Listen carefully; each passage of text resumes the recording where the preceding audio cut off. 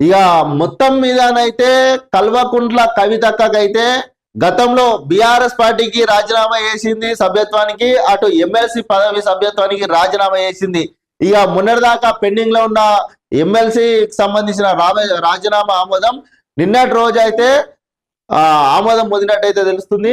ఇక కవితక్క ఎమ్మెల్సీ పదవి అయిపోయినట్టు తెలుస్తుంది.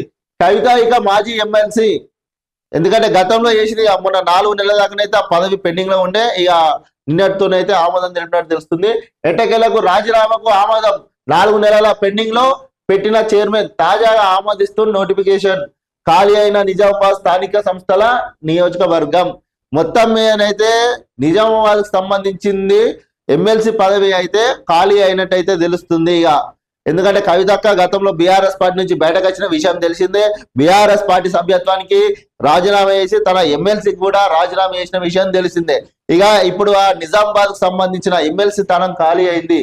బీఆర్ఎస్ పార్టీ నుంచి బహిష్కరణకు గురైన కల్వకుంట్ల కవిత శాసన మండలి సభ్యత్వానికి చేసిన రాజీనామాను మండలి చైర్మన్ గుప్తా సుఖేందర్ రెడ్డి మంగళవారం ఆమోదించారు. బీఆర్ఎస్ తో పాటు పార్టీ ద్వారా సంక్రమించిన ఎమ్మెల్సీ పదవికి గత ఏడాది సెప్టెంబర్ 3న ఆమె రాజీనామా చేశారు. 4 నెలలుగా రాజీనామాను ఆమోదించకుండా నిన్నటి రోజైతే ఆమోదించారు. ఇక మొత్తం మీదనైతే మరి ఇక అక్కడ నిజామాబాద్ లో ఎమ్మెల్సీ స్థానం ఖాళీ అయింది. మరి ఇక ఆ నోటిఫికేషన్ మాత్రం ఇప్పుడైతే వచ్చేటట్టయితే లేదు. ఎందుకంటే ఎంపీటీసీ జెడ్పీటీసీ ఎన్నికల తర్వాతనే నిజామాబాద్ సంబంధించిన ఎమ్మెల్సీ నోటిఫికేషన్ వచ్చే ఛాన్స్ అయితే ఉంటది. ఆ తర్వాత మరి ఇక కవితక్క మరి అటు బీఆర్ఎస్ పార్టీ నుంచి అయితే బయటకైతే వచ్చింది. మరి ఏ పార్టీ నుంచి ఇప్పుడైతే జాగృతి పేరుతోనైతే ముందరికి పోతుంది. మరి అదే జాగృతితో పోతుందా, లేదా కొత్త పార్టీ పెడుతుందా, లేదా మరి కాంగ్రెస్ పార్టీ సపోర్ట్ తీసుకుంటుందా అనే చర్చనీయాంశం అయితే మారింది.